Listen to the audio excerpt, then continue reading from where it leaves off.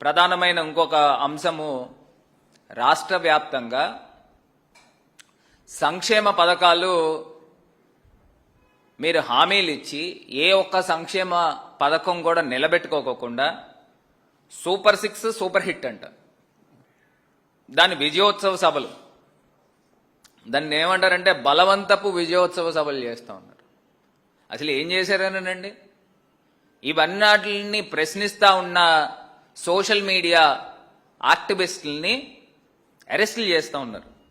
నేను ఇవాళ చెప్తా ఉన్నాను, మాకున్న రికార్డ్స్ ప్రకారంగా ఈ ఏడాది కాలంలో నాకు తెలిసి 282 అక్రమ కేసులు, నేను కేవలం సోషల్ మీడియా గురించి మాట్లాడుతున్నా, 822 మంది పైన నోటీసులు ఇచ్చారు, 86 మందిని అరెస్టులు చేశారు. అంటే వాక్ స్వాతంత్రం లేదు. మీరు ప్రతిపక్షంలో ఉన్నప్పుడు మీరు మాట్లాడిన విధానం ఏ రకంగా ఉందనంటే Ayyanna Patrudu speaker, assembly speaker ఏ రకంగా పచ్చి బూతులు మాట్లాడాడు. అంటే నేను మాల్లో ఉండి కూడా చెప్తా ఉన్నానంటే ఎంత ఆవేదనతో ఉన్నాం అనేది సరే ఆలోచన చేయండి, ప్రజల్ని ఆలోచన చేయమని కోరుతా ఉన్నాం. దారుణాతి దారుణమైన మాటలు. ఇవాళ గుంటూరు ఆఫీస్లో సోషల్ మీడియా కార్యకర్త తారక్ ప్రతాప్ రెడ్డిని వాక్ స్వాతంత్రం హరించే విధంగా ఆయన పైన పెట్టిన కేసులు చూస్తే మీరు నవ్వుతారు కూడా. ఆయన పైన పెట్టిన కేసులు చూస్తే నేరాలు, దోపిడీలు, దొమ్మీలు, కిడ్నాపులు చేసిన వారిపైన పెట్టే కేసులు బిఎన్ఎస్ సెక్షన్స్ 196, 353, 111/3, 4, 5, 143R/61/2 ఇవి పెట్టిన కేసులు. నేను అడుగుతా ఉన్నా, దీనికి ఏంటంటే దొమ్మీలు, కిడ్నాపులు చేసిన వాళ్ళు, ఎక్స్టార్షన్ చేసిన వాళ్ళపైన పెట్టిన కేసులు ఇవి అక్రమ కేసులు కాదండి? హైకోర్టు ముట్టుకేలేసింది.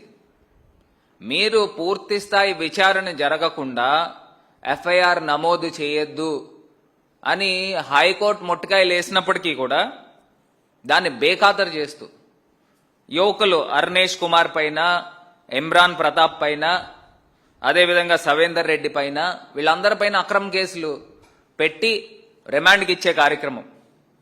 ఇంత దారుణంగా అక్రమ అరెస్టులు చేస్తూ, అదేవిధంగా నెల్లూరు జిల్లాకు చెందిన ఇంకో సోషల్ మీడియా కార్యకర్త, అతనికి భరత్ చంద్ర అక్రమంగా అరెస్ట్ చేసేందుకు సిఐడి అధికారులు ఆయన ఆచూకీ చెప్పాలని భరత్ చంద్ర సోదరి ప్రీతిని 10 రోజుల క్రితము ఆత్మకూరు పోలీస్ స్టేషన్లో సిఐడి పోలీసులు నిర్బంధించడం వాస్తవం కాదా? అంతటితో ఆగకుండా భరత్ తల్లి, అక్క చెల్లెల్ని ఫోన్లు సీజ్ చేసి ఎంత ఇబ్బందులు పెట్టారు. చివరికి లాయర్ల సహాయంతో బయటపడ్డారు.